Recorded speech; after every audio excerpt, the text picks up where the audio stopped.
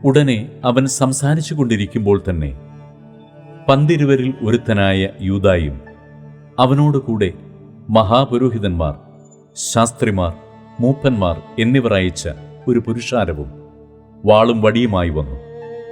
അവനെ കാണിച്ചു കൊടുക്കുന്നവൻ, ഞാൻ ഏവനെ ചുംബിക്കുമോ അവൻ തന്നെയാകുന്നു, അവനെ പിടിച്ച് സൂക്ഷ്മതയോടെ കൊണ്ടുപോകുവിൻ എന്ന് അവർക്കൊരു അടയാളം പറഞ്ഞു കൊടുത്തിരുന്നു.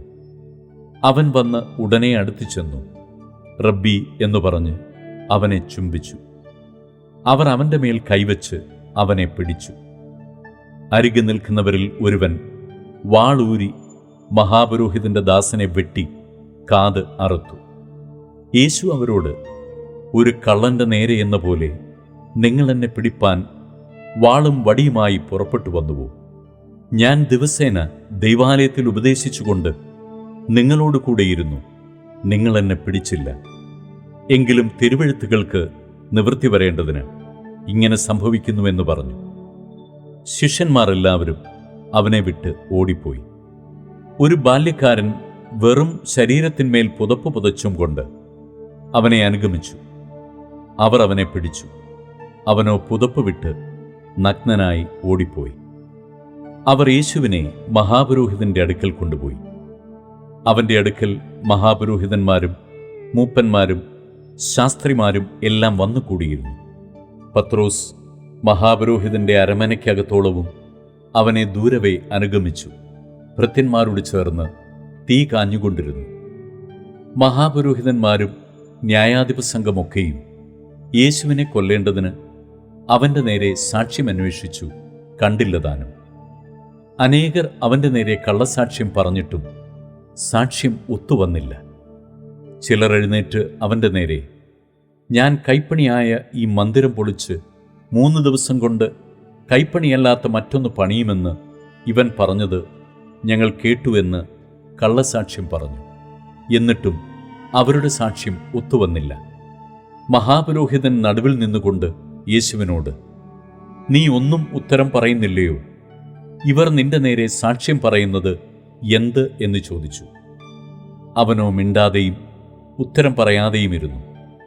മഹാപുരോഹിതൻ പിന്നെയും അവനോട്, നീ വന്ധ്യനായവന്റെ പുത്രനായ ക്രിസ്തുവോ എന്ന് ചോദിച്ചു. ഞാൻ ആകുന്നു. മനുഷ്യപുത്രൻ സർവശക്തന്റെ വലത്തുഭാഗത്ത് ഇരിക്കുന്നതും ആകാശമേഘങ്ങളോടെ വരുന്നതും നിങ്ങൾ കാണും എന്ന് യേശു പറഞ്ഞു.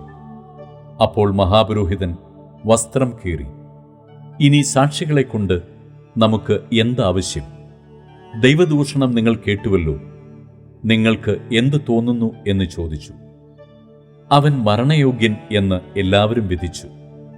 ചിലർ അവനെ തുപ്പുകയും അവന്റെ മുഖം മൂടി അവനെ മുഷ്ടി ചുരുട്ടി കുത്തുകയും പ്രവചിക്ക എന്ന് അവനോട് പറയുകയും ചെയ്തു തുടങ്ങി. സേവകർ അവനെ അടിച്ചും കൊണ്ട് കൈയേറ്റു. പത്രോസ് താഴെ നടുമുറ്റത്തിരിക്കുമ്പോൾ മഹാപുരോഹിതന്റെ ബാല്യക്കാരത്തികളിൽ ഒരുത്തി വന്നു. പത്രോസ് തീ കായുന്നത് കണ്ട് അവനെ നോക്കി, നീയും ആ നസ്രായനായ യേശുവിനോടുകൂടെ ആയിരുന്നു എന്ന് പറഞ്ഞു. നീ പറയുന്നത് തിരിയുന്നില്ല, ബോധ്യമാകുന്നതുമില്ല എന്നിങ്ങനെ അവൻ തള്ളിപ്പറഞ്ഞു. പടിപ്പുരയിലേക്ക് പുറപ്പെട്ടപ്പോൾ കോഴി കൂവി. ആ ബാല്യക്കാരത്തി അവനെ പിന്നെയും കണ്ടു. സമീപത്ത് നിൽക്കുന്നവരോട്, ഇവൻ ആ കൂട്ടരിൽ ഉള്ളവൻ തന്നെ എന്ന് പറഞ്ഞു തുടങ്ങി. അവൻ പിന്നെയും തള്ളിപ്പറഞ്ഞു. കുറേ നേരം കഴിഞ്ഞിട്ട് അരികെ നിന്നവർ പത്രോസിനോട്, നീ ആ കൂട്ടരിൽ ഉള്ളവൻ സത്യം ഗലീലക്കാരനല്ലോ എന്ന് പറഞ്ഞു.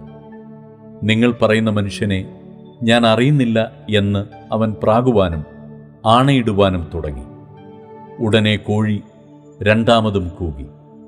കോഴി 2 വട്ടം കൂകും മുമ്പേ നീ 3 വട്ടം എന്നെ തള്ളിപ്പറയുമെന്ന് യേശു തന്നോട് പറഞ്ഞ വാക്ക് പത്രോസ് ഓർത്ത് അതിനെക്കുറിച്ച് വിചാരിച്ചു കരഞ്ഞു.